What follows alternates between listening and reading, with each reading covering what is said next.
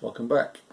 I'm not intending on doing very frequent videos on the progress of the game, but this is a pretty critical decision point for the Germans. So after 3 weeks of play, so going into the second fortnight of July, the Germans get the option to take the von Paulus Pause. The von Paulus Pause was a new development of the rules from the original game, published in the Command magazine. Essentially, it reflects one of the viewpoints of the German High Command to just advance as far as they could within their initial logistical capabilities, network, and then to consolidate the position, and then go forward on a second phase. So that choice is actually presented to the German player in the game, which is, I think, a very interesting decision point. And for those who haven't played the game, there's a sort of demarcation line called the gas line, which is the German attenuated supply line. And if you don't do anything about it, any attacks that you make east of the line, you need to roll on the gas table, and that will give you a penalty of anything between 0 and 3 column shifts left. There are modifiers as well for that, which include sort of weather and what's the other one, and also a date as well. So it just gets worse for you, basically.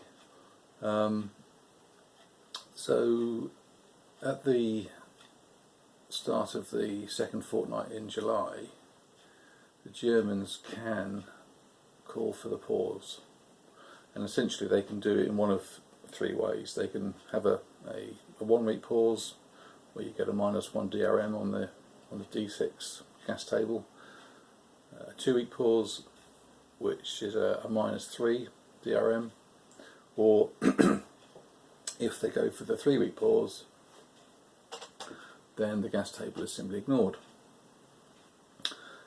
Those turns must run consecutively, and you can move them around in that 4 week window. So you've got your 4 week window, you could start straight away, have a 1 week pause.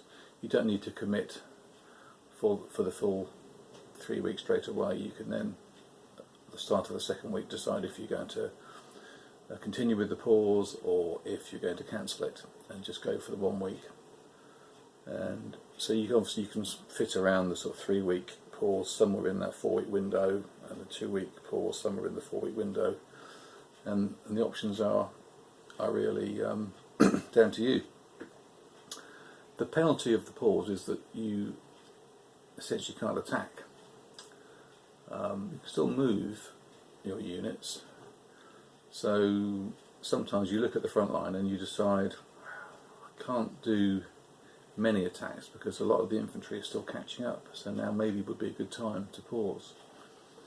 However, the decision is made trickier because in the south, where progress is generally slower, nearly all the attacks can be made west of the gas line, so it's not an issue. And I think that's one of the examples of where the game shines when you're playing in teams. You can imagine the debates between the German players of the pros and cons of calling for the pause or not. There are good and bad points for both, and depends on the position on the map, how you're feeling. You know, if we go for one more turn, can we actually get an automatic victory?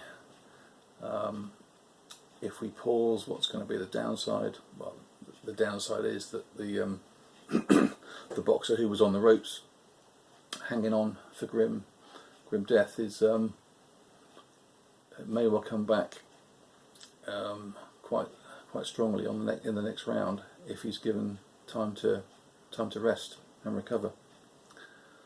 So that's the point I've reached in the game. The situation on the map is, it looks awful for the Russians, but then it always looks awful for the Russians in the first few weeks.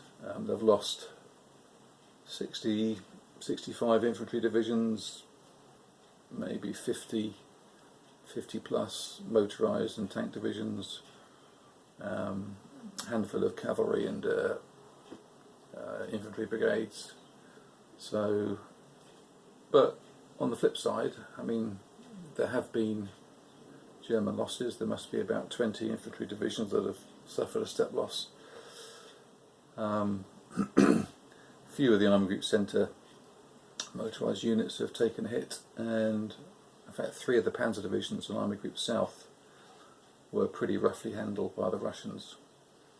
I think they suffered a total of about 8 step losses. So they'll have to refit. The Germans get a number of replacement points each fortnight. Starts off with 3 mech and 6 leg. So although you can do the infantry replacements on the fly, the mechanised motorised stuff needs to refit, needs to get to an urban centre and stay there for a week whilst being refitted. So that, of course, takes away some of the teeth from that particular part of the front. So tough decision as to when to call for the refit.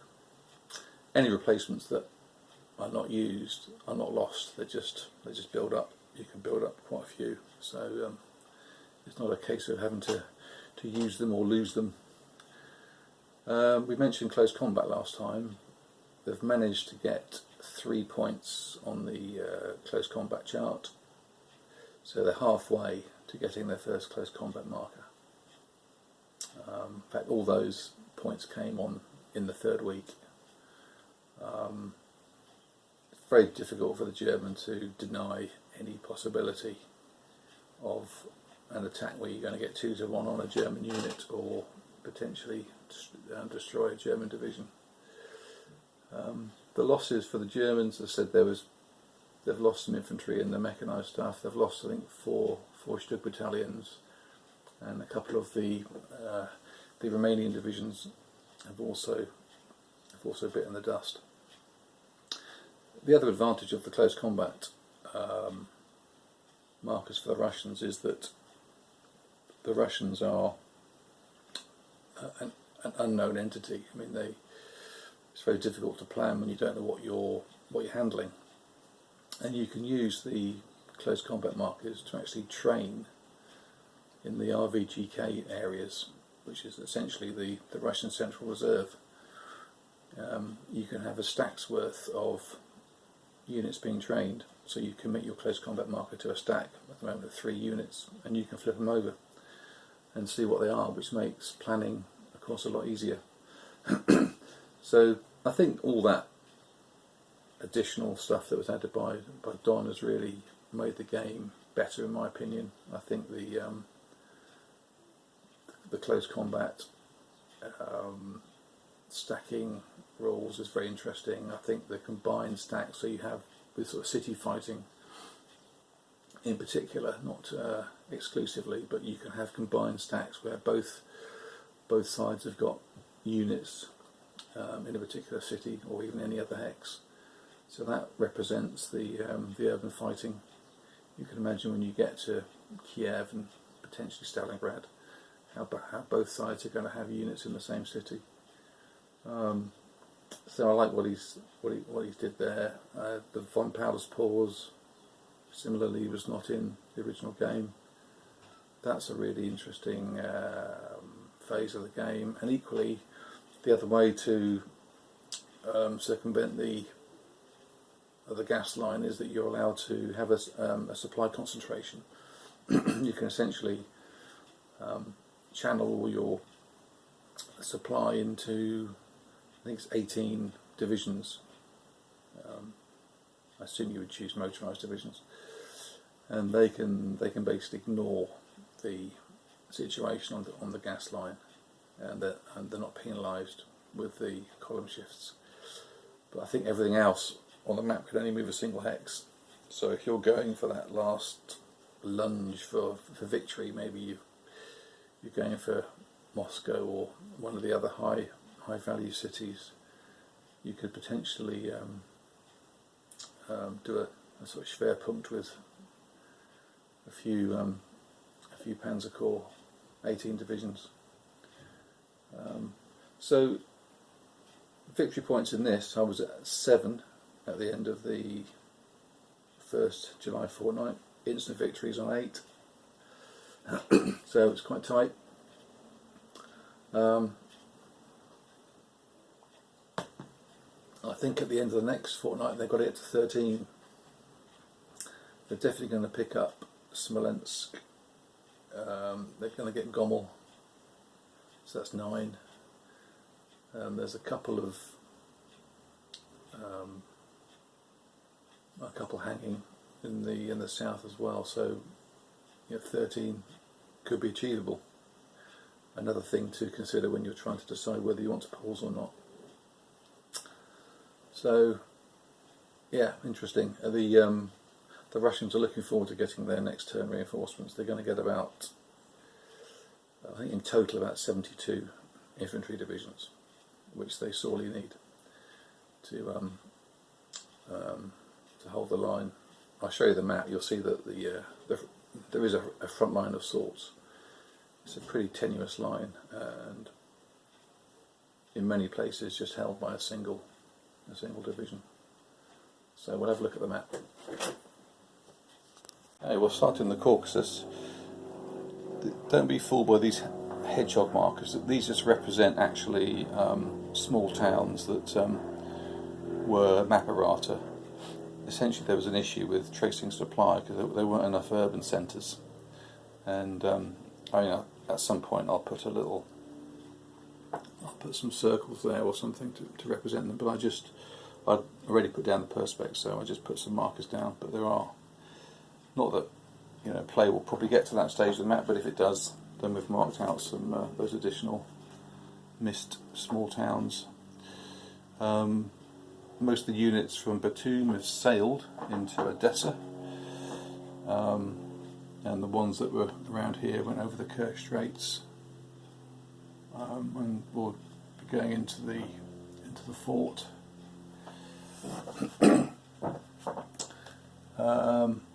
So the line was pulled back across the Dnieper River. There's Kiev. Now, at the moment, you're seeing the situation without the next turn reinforcements. So all these vacated urban centres will be fully stacked with reinforcements, and some will also go into the IVGK reserve. So it'll look a lot healthier after they've all arrived, and that's why Bryansk is empty. That'll be stacked up to 3, and same as move around. There's Novgorod just there, which is empty, and also Leningrad. So there's a scant defensive line. You notice it's all now withdrawn behind the gas line, so they're hoping to get some shifts if they get attacked. Just while I'm here, this is a very interesting chart that was put together by one of our group. It shows the estimated Soviet reinforcements in steps, and how the strength on the map varies dependent on the sort of loss rate.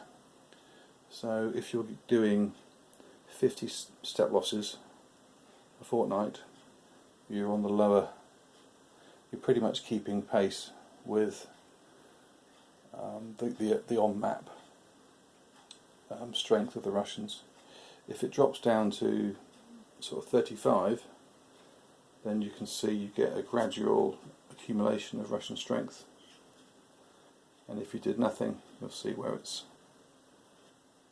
goes. So if you're doing less than 35, you're really you could be fighting a losing battle. You really need to trip the Russians just to keep some sort of handle on their potential growth. Just scoot around to the other side.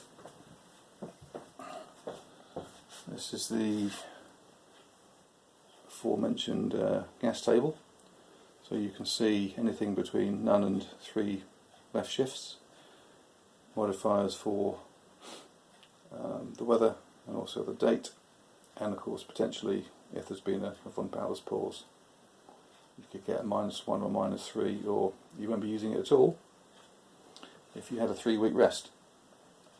But prepare to face a very big Russian bear if you do that. So the German position is a token unit in Smolensk, because that's going to cost a German step to take it. You're always going to take a step loss. Never leave Russian major cities or Stalin line hexes empty if you can. Garrison them with something. Generally it's a good idea. And you can see the Germans approaching Kiev. There's a pocket there being formed. These guys did, I would say they tried to break out of the pocket. They attacked and got some. I think they got another point on the close combat chart, because they got a 2-to-1 on that infantry division on the 9th, but threw very badly and failed to do any damage. But at least they got the 2-to-1 odds.